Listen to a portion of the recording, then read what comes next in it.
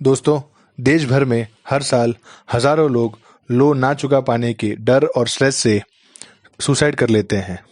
इस वीडियो में दोस्तों हम बात करेंगे कि डिफ़ॉल्टर क्या होता है, जेन्युइन डिफ़ॉल्टर को क्या करना चाहिए, जेन्युइन डिफ़ॉल्टर जो होता है उसके राइट्स क्या होते हैं, अगर आप लोन नहीं चुकाएंगे तो बैंक आपके साथ क्या करेगा, क्या जो लोन डिफ़ॉल्टर है वो अरेस्ट हो सकता है, और जो रिकवरी एजेंट जो बैंक अपॉइंट करता है वो कौन है और उसके सामने डिफ़ॉल्टर के राइट्स क्या होते हैं।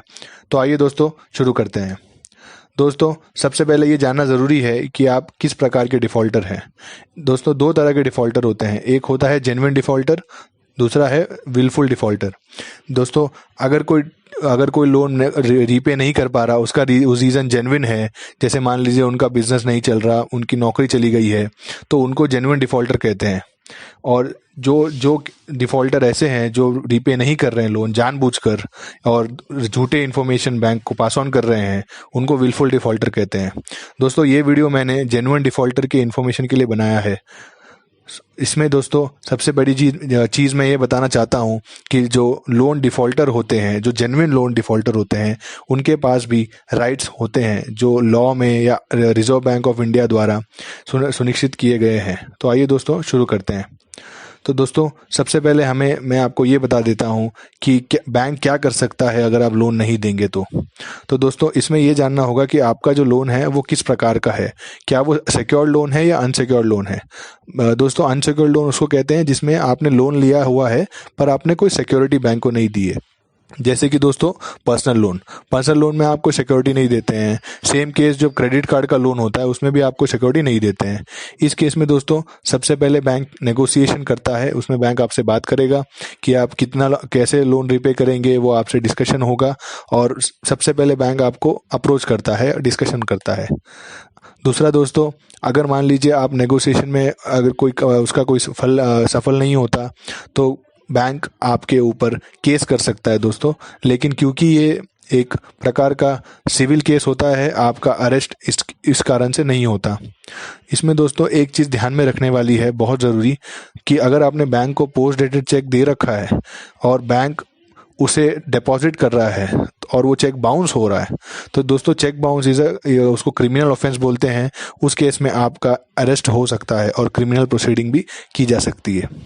दोस्तों, अगर मान लीजिए आपका लोन सिक्योर्ड है, इसका मतलब ये है कि आपने लोन के सामने किसी भी प्रकार की सिक्योरिटी दी हुई है, तो उस केस में क्या होता है कि बैंक सबसे पहले आपको, मैं एक बार प्रोसेस बता देता हूँ, बैंक आपको सबसे पहले डिफ़ॉल्टर घोषित करना होता है। तो 90 दिन तक अगर आप पेमेंट नहीं करते तो बैंक आपको एनपीए घोषित कर देता है अपने बुक्स में, जिसको नॉन परफॉर्मिंग एसेट कहते हैं। तो एक बार दोस्तों उसका अगर आप एनपीए डिक्लेयर हो चुके हैं तो बैंक आपको लिखकर नोटिस देगा कि 60 दिन के अंदर अंदर पेमेंट कर दीजिए, वरना हम आपकी एसेट जो आपने सिक्योरिटी में दी हुई है उसको सेल कर सकते हैं। अगर दोस्तों मान लीजिए अगर वो 60 डेज में भी आप रीपे नहीं करते हैं और बैंक को कोई उसका रीजनेबल एक्सप्लेनेशन नहीं देते, ना कोई डिस्कशन करते हैं, तो बैंक के पास अथॉरिटी दी गई है कि वो एक 30 डेज का पब्लिक नोटिस दें कि वो आपकी प्रॉपर्टी जो भी है, हाउस लोन है तो हाउस होगा, गाड़ी की लोन है तो गाड़ी होगी, उसको वो बेच सकते हैं। दोस्तों, इसके अलावा बैंक क्या करता है, कुछ केसेस में जहां पर विलफुल डिफ़ॉल्टर बैंक को लगता है, बैंक वहां पर लोन रिकवरी एजेंट भी अपॉइंट करता है, जो कि थर्ड पार्टी होती है, जो कि डिफ़ॉल्टर से पेमेंट के लिए फॉलोअप लेती है। दोस्तों, इसमें बोरोवर के पास जो डिफ़ॉल्टर है उसके पास एक राइट होता है कि मान लीजिए अगर बैंक आपकी प्रॉपर्टी बेच रही है, तो इसमें ये हो सकता है कि आप चेक कर सकते हैं कि प्रॉपर्टी का जो वैल्यूएशन बैंक ने किया है, जैसे मान लीजिए आपने होम लोन लिया था, अब होम लोन चुका नहीं पा रहे हैं, अब बैंक वो होम जो आपका जो घर है वो बेच रही है। अब आपको अगर लगता है कि जिस प्राइस पे बैंक घर बेच रही है वो प्राइस काफ़ी कम है मार्केट से या वैल्यूएशन से, तो आप बैंक को लिखित में इसका रीज़न पूछ सकते हैं और ऑब्जेक्शन रेज कर सकते हैं। और आरबीआई के नॉर्म्स के हिसाब से बैंक को कंपल्सरीली आपको रिप्लाई करना पड़ेगा 7 दिन के अंदर। तो आइए दोस्तों आगे बढ़ते हैं कि ये रिकवरी एजेंट होता क्या है। दोस्तों, आरबीआई गाइडलाइंस के हिसाब से बैंक किसी भी अनसिविलाइज्ड या जो अनलॉफुल लोगों को रिकवरी एजेंट अपॉइंट नहीं कर सकता। जैसा कि मैंने वीडियो में पहले बताया, जो विलफुल डिफ़ॉल्टर होता है उसको उसके पैसे कलेक्ट करने के लिए बैंक रिकवरी एजेंट अपॉइंट करता है। दोस्तों, गाइडलाइंस दी गई है आरबीआई द्वारा, जिसे बैंक को फॉलो करना होता है। दोस्तों, इस वीडियो में सबसे ज़्यादा इम्पोर्टेंट यही इन्फॉर्मेशन है, क्योंकि आपने जो देखा होगा कि बहुत लोग जो सुसाइड करते हैं वो रिकवरी एजेंट या बैंक के फॉलो अप के प्रेशर में करते हैं। तो दोस्तों, देख लेते हैं ये गाइडलाइंस क्या है। सबसे पहले तो गाइडलाइंस ये है कि बैंक को किसी भी रिकवरी एजेंट को अपॉइंट करने से पहले उसमें जो एजेंट्स में जो लोग, ये जो इनकी जो टीम है, इसमें जो लोग हैं उनका पुलिस वेरिफिकेशन करना होगा, उनकी फैमिली बैकग्राउंड का चेक करना होगा, और जो रिकवरी एजेंट्स होते हैं उनको अपना सर्टिफिकेशन भी करवाना होता है। इसके अलावा दोस्तों, अगर रिकवरी एजेंट कुछ भी इलीगल काम करता है तो उसके ऊपर क्रिमिनल केस हो सकता है। तीसरा दोस्तों, बैंक को नोटिस देकर डिफ़ॉल्टर को इन्फॉर्म करना पड़ता है कि हम रिकवरी एजेंट अपॉइंट कर रहे हैं। और दोस्तों, बैंक को अपने वेबसाइट में ये पब्लिश भी करना पड़ता है कि वो रिकवरी एजेंट को अपॉइंट किया है।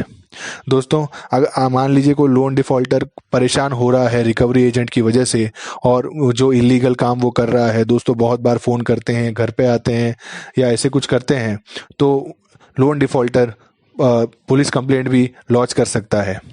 दोस्तों, बैंक को ये जिम्मेदारी दी गई है कि बैंक ये भी इन्फॉर्म करे जो डिफ़ॉल्टर है उनको कि इस केस में अगर रिकवरी एजेंट से बात नहीं करनी है तो किससे बात करें। इसके अलावा दोस्तों, रिकवरी एजेंट की सारे एक्शन की रिस्पॉन्सिबिलिटी बैंक की भी पूरी होती है, और बैंक इससे हट नहीं सकता। अब देखते हैं दोस्तों, क्या आप अरेस्ट होंगे? अगर किसी ने लोन डिफ़ॉल्ट किया है तो वो क्या अरेस्ट होगा? तो दोस्तों, लोन डिफ़ॉल्ट जैसा कि मैंने कहा वो सिविल क्राइम है, उसमें अरेस्ट नहीं, डायरेक्टली उसमें अरेस्ट नहीं होता। बट दोस्तों, जैसा मैंने पहले बताया, अगर आपने कोई चेक दे रखा है और वो चेक बाउंस पे बाउंस हुआ जा रहा है तो ये क्रिमिनल ऑफेंस के तहत आता है। तीसरा दोस्तों, जो विलफुल डिफ़ॉल्ट करते हैं, जैसे ये जो लोग जानबूझकर लोन नहीं वापस करते और गलत रीज़न देते हैं, उनको भी अरेस्ट किया जा सकता है दूसरे सेक्शन के अंदर। दोस्तों, ये स्लाइड में देखते हैं कि लोन डिफ़ॉल्टर के क्या राइट्स होते हैं। दोस्तों, आरबीआई ने बहुत सारे रूल्स बना रखे हैं जो कि बैंक को फॉलो करना है लोन डिफ़ॉल्टर को हैंडल करने के लिए। इसमें दोस्तों सबसे पहला ये जो एक्ट है, सरफेसी एक्ट, वो बैंक फॉलो करता है। तो दोस्तों, इसमें सबसे अच्छी चीज़ यही होगी कि जो डिफ़ॉल्टर है, जो जेन्युइन डिफ़ॉल्टर है, वो बैंक के पास चला जाए और अपनी एक्सप्लेनेशन दे। इसमें दोस्तों बैंक क्या कर सकती है कि आपका लोन रीस्ट्रक्चर कर सकती है। मान लीजिए आप किसी पर्टिकुलर आपने 2 साल का 3 साल का लोन ले रखा है और आपको लग रहा है कि अभी आप 3-4 महीने तक ईएमआई नहीं दे पाएंगे, तो आप उनको या आपको लग रहा है कि अमाउंट बहुत ज़्यादा है, तो आप उनको बोल सकते हैं कि 2 साल को आप 3 साल कर दीजिए और अमाउंट जो है वो कम कर दीजिए। या तो आप ये कह सकते हैं, जैसे पर्सनल लोन या क्रेडिट कार्ड है, तो आप उनको बोल सकते हैं कि आपको सिक्योरिटी ले लीजिए और इस लोन की जो टेन्योर है वो बढ़ा दीजिए। इसके अलावा दोस्तों, आप उनसे ईएमआई फ्री पीरियड मांग सकते हैं कि 1-2-3 महीने, जैसे अभी लॉकडाउन हुआ है, मोरेटोरियम चल रहा है, उसी तरह से आप 3-4 महीने या कुछ महीनों का इंटरेस्ट ईएमआई फ्री पीरियड मांग सकते हैं, जिसमें आपको इंटरेस्ट लगेगा लेकिन आपको उतना समय मिल जाएगा बिजनेस को वापस खड़ा करने में। तीसरा दोस्तों, आप सेटलमेंट कर सकते हैं, यानी आपको मान लीजिए आपको 10 लाख का लोन रीपे करना है और आप उसमें कुछ पार्ट पेमेंट जैसे 8-9 लाख रुपए पे करके आप उसको क्लोज कर सकते हैं।